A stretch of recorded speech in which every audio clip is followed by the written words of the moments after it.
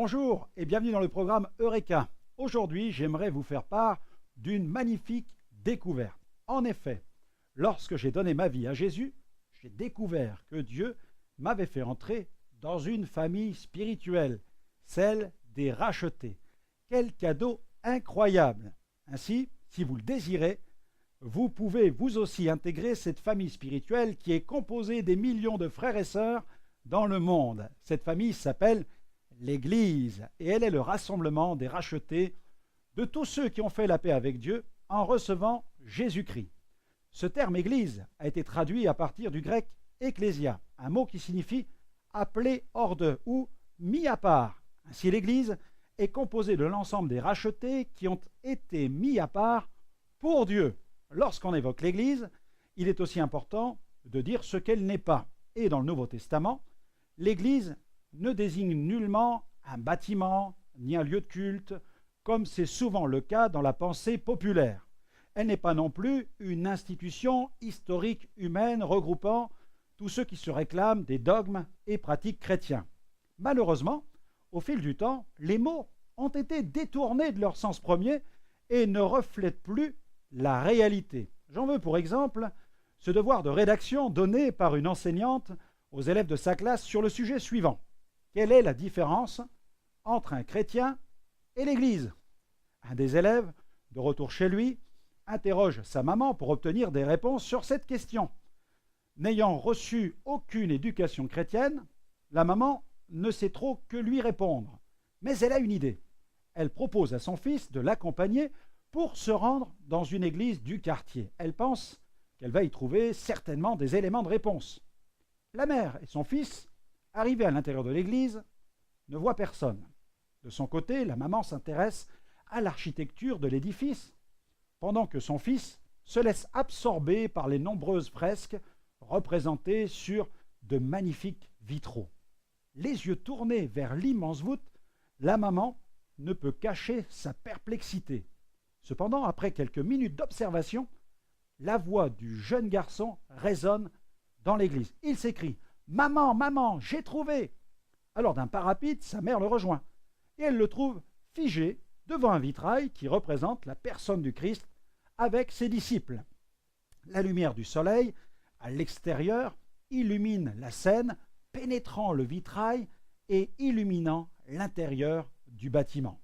L'enfant se tourne alors vers sa maman et il lui dit « Maman, j'ai trouvé, je sais !» Un chrétien, c'est quelqu'un au travers de qui passe la lumière du Christ.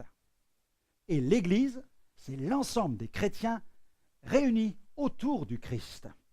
Face à une si belle définition, la maman ne savait plus trop quoi dire.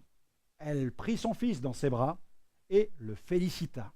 Une belle définition, n'est-ce pas?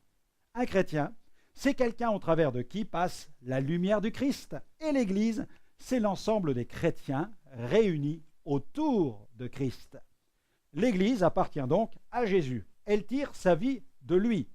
Dans les Écritures, l'Église est le corps de Christ, dont il est lui-même la tête, c'est-à-dire le chef suprême.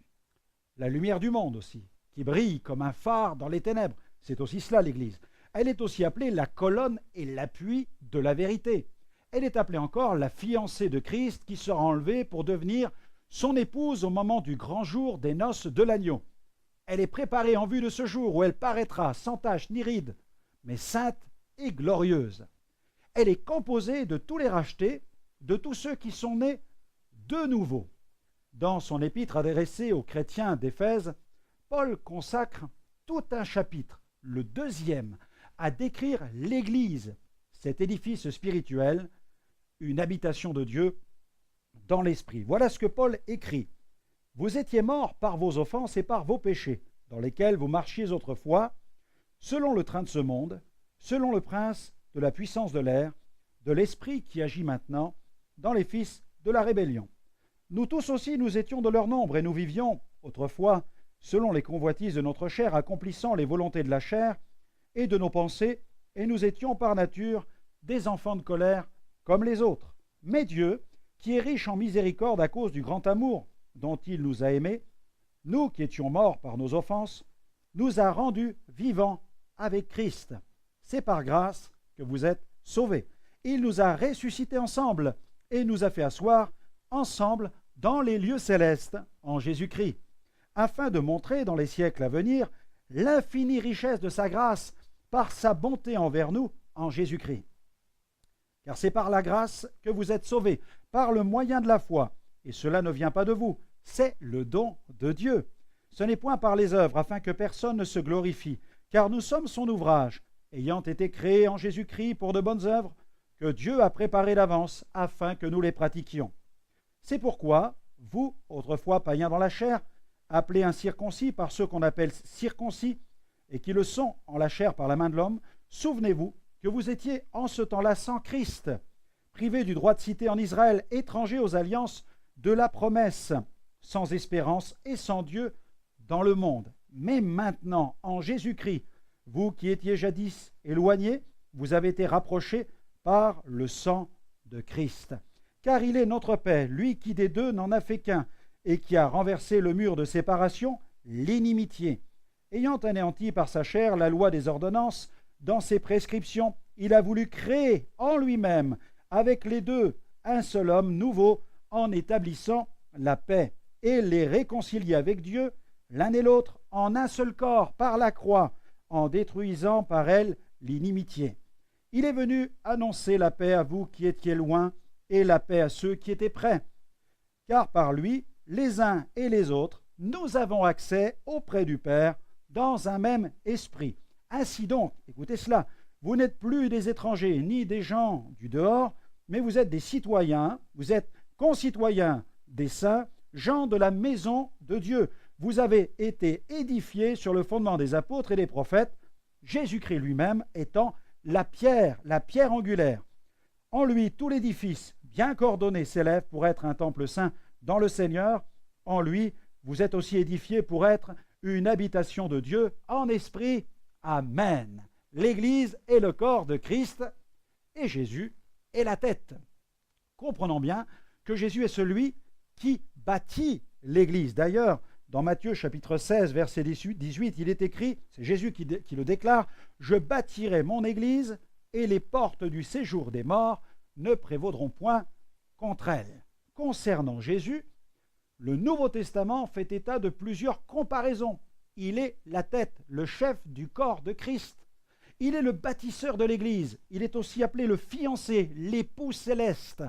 Il est la pierre angulaire du temple du Seigneur, dont les pierres vivantes sont les rachetés, ceux qui sont édifiés sur le fondement des apôtres et des prophètes.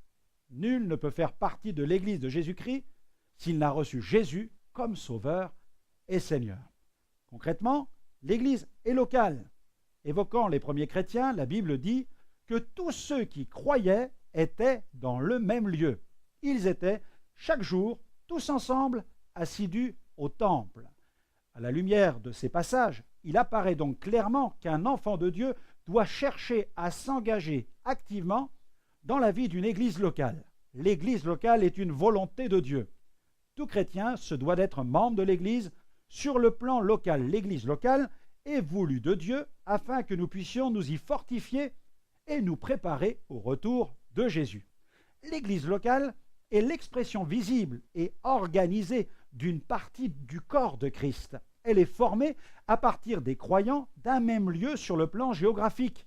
Elle est locale, car dans le Nouveau Testament, la communauté chrétienne de chaque localité était considérée comme une église à part entière. Et elle est indispensable, et elle provient de la volonté de Dieu, car Dieu y place tout ce qui est utile pour chaque chrétien, pour son développement dans les différents domaines de la foi. Il y a les différents ministères qui enseignent et qui annoncent l'Évangile. Il y a la célébration et l'organisation des cultes d'adoration, avec des temps de louange, le partage de la Sainte Seine, le partage de la parole de Dieu et la prière. Il y a aussi dans l'Église locale la possibilité de servir Dieu, mais aussi de servir les autres, l'opportunité de porter assistance aussi aux plus démunis. Attachez-vous dès maintenant à une Église locale. Mais l'Église est aussi universelle. L'Église, c'est aussi le corps de Christ dans toute sa totalité, car Dieu n'a qu'un peuple, qu'une seule épouse.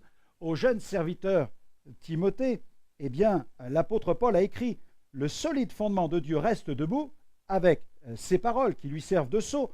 Le Seigneur connaît ceux qui lui appartiennent, et quiconque prononce le nom du Seigneur, qu'il s'éloigne de l'iniquité. » De Timothée, chapitre 2, verset 19. Dieu ne considère pas son peuple au travers des barrières et différences dénominationnelles. Ceux qui se réclament de Jésus, de lui, et qui vivent pour lui appartiennent et forment son peuple. L'Église de Jésus-Christ est la plus grande communauté multiculturelle au monde. Et savez-vous que la destinée de l'Église est éternelle? Ici-bas, l'Église souffre de ses imperfections, car même si elle n'est plus du monde, elle évolue encore dans le monde. Chaque membre de l'Église est appelé à porter sa propre croix et chercher à marcher fidèlement dans les traces de Christ. Sa mission consiste à rendre témoignage de Jésus et de gagner des âmes. En attendant l'enlèvement et le glorieux retour de Jésus, l'Église se prépare et elle s'attache à marcher dans la sainteté. Destinée à la possession de la gloire, l'Église est appelée à rejoindre le Seigneur dans la gloire. Purifiée et unie à lui, elle est appelée à régner pour l'éternité avec le Christ dans la gloire. Heureux ceux qui, sauvés par la foi de l'Évangile, font partie de cette magnifique Église. Quelle destinée glorieuse! Mais au fait, faites-vous partie de l'Église de Jésus? L'avez-vous accepté, Jésus, comme Sauveur et Seigneur de votre vie? Si vous ne l'avez pas encore fait, c'est possible de le faire maintenant, simplement, en s'approchant de Dieu dans la prière. J'aimerais vous conduire dans une telle prière, là où vous êtes, fermez vos yeux tout simplement et priez cette simple prière. Père céleste, je réalise que Jésus n'est pas venu seulement sur la terre pour donner sa vie sur la croix. Il est aussi venu pour se former un peuple, celui des rachetés. Aujourd'hui, je voudrais faire partie de ce peuple, de cette famille, de ce temple saint, mis à part pour toi. Seigneur, pardonne-moi, pardonne mes péchés et purifie-moi. Sauve-moi, Seigneur, et fais de moi un racheté. Fais-moi la grâce de faire partie de cet édifice spirituel. Fais de moi, Seigneur, un membre du corps de Christ. Amen. Amen. Amen. Vous venez d'élever une prière qui va changer votre vie. Vous avez pris place au sein de la famille de Dieu. Et vous allez pouvoir maintenant découvrir l'immensité des richesses spirituelles que Dieu a placées au sein de son peuple. Alors, bienvenue dans la famille de Dieu. Que Dieu vous bénisse.